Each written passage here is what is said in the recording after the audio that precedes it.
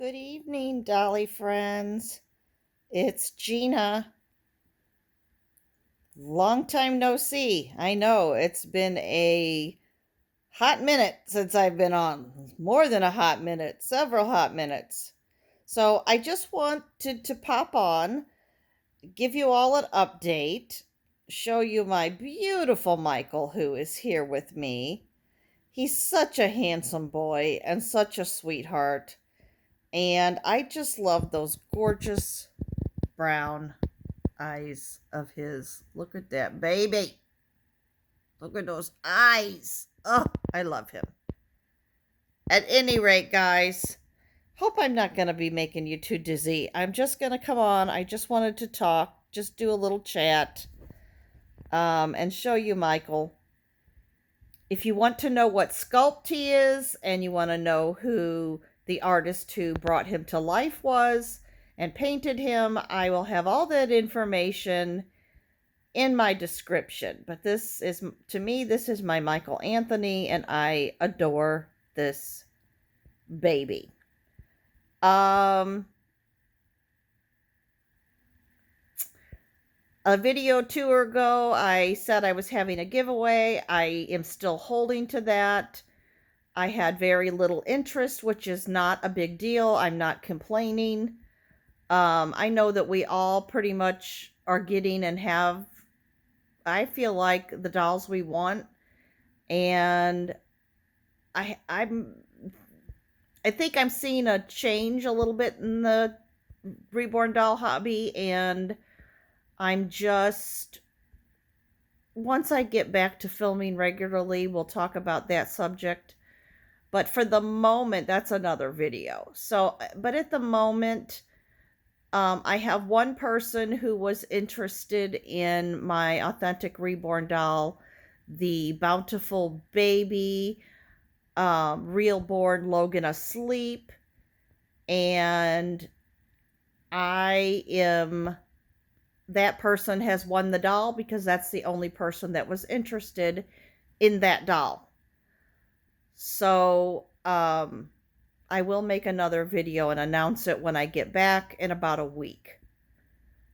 I also wanted to let you know that I had two people interested in the, oh my gosh, what is her name? She's the one that reads the Paradise Gallery doll, blonde, curly hair, blue eyes, story time. Oh my gosh, I had forgotten. Anyway, it's Paradise Gallery story time. I had two people interested in her. For the two of you, I'm simply going to throw your names in a little bowl and pull out a name.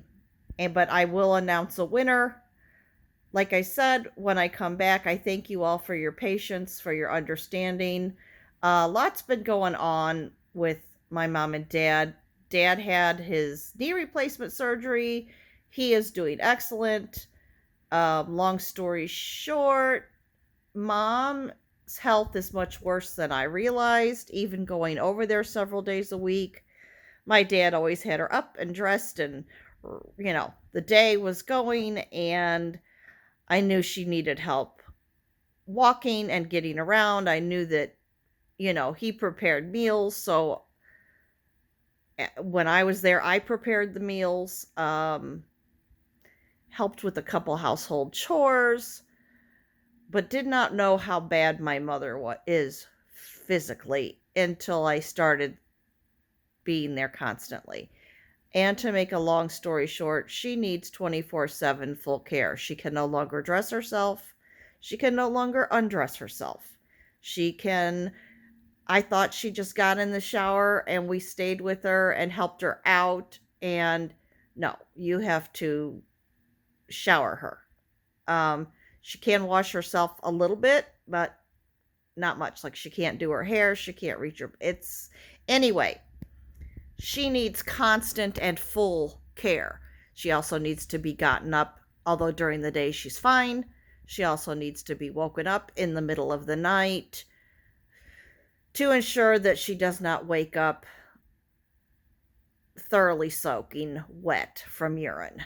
So I'm not getting much sleep, maybe 4 hours a night. Um, Sometimes five. I've talked to my dad about making some changes, but he is the one that has to make that decision and decide.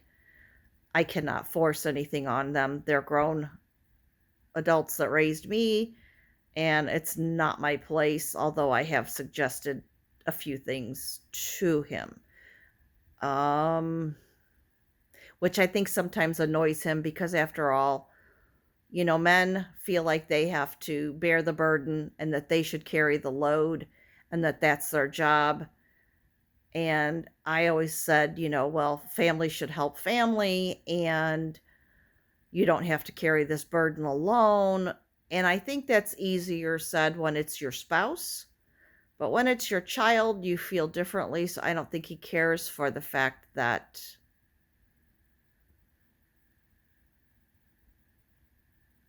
I'm trying to lift some of his burden, because, well, as we chatted, and it was a very good, very kind, loving, very productive talk he and I had. But he said to me, "Honey, I don't want you to worry about me and your mom." And he said, you have to get on with your own life and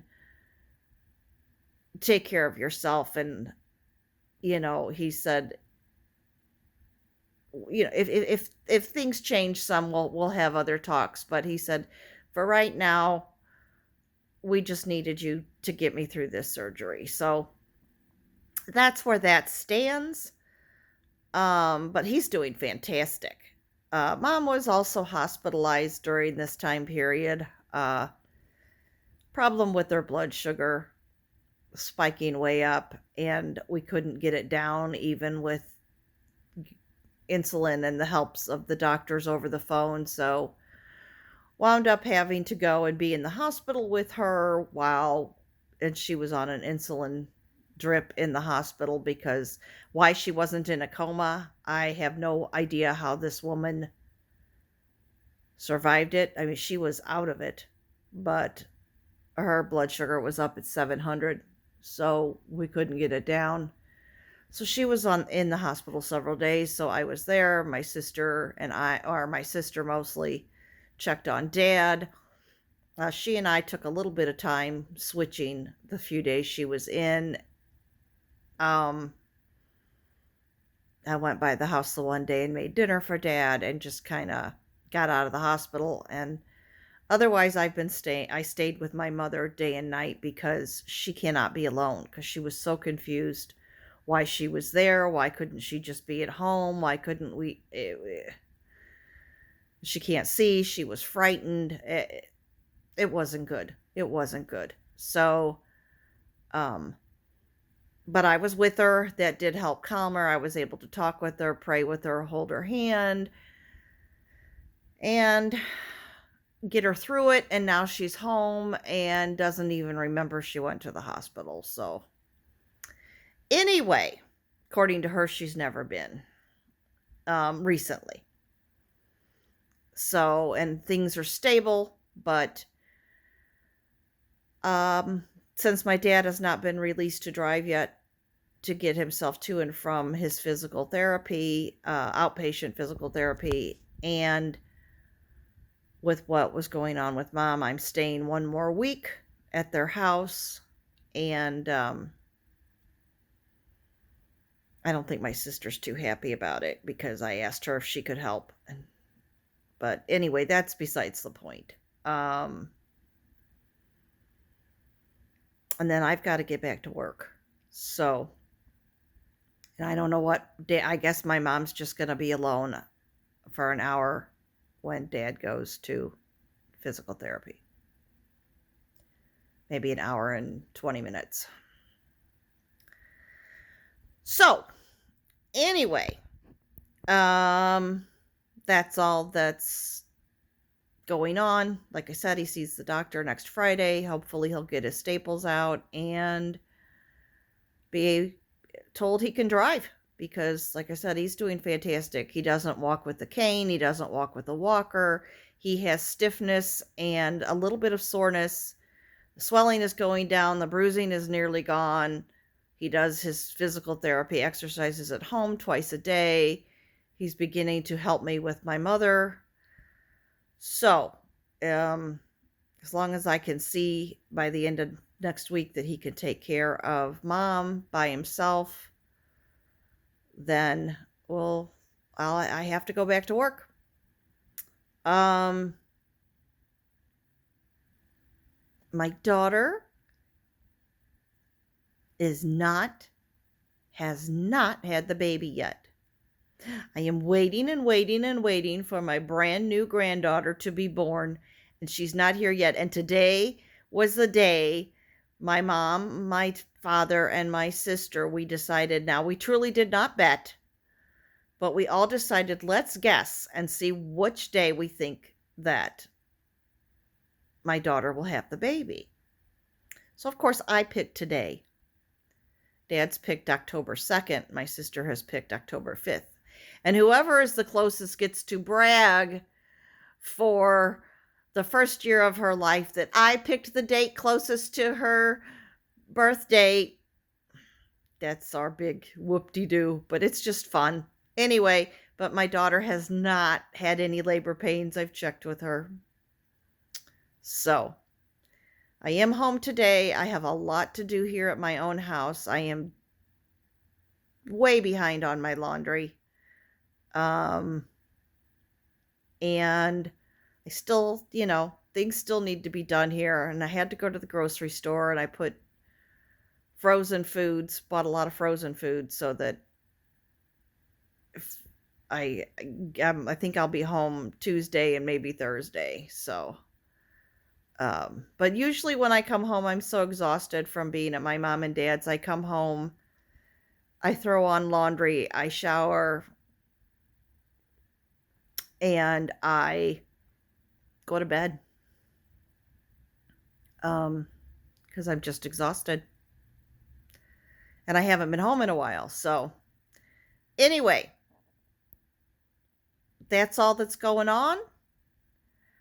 I hope any of you who live in Florida, Georgia, that area where all of those hurricanes are coming through, that you are all safe and sound, that God has protected you. And I just wish you all the best. And that's it, guys. So, always remember that God loves you, and no matter what you're going through, He is always there for you. Take care, my dolly friends. Bye-bye.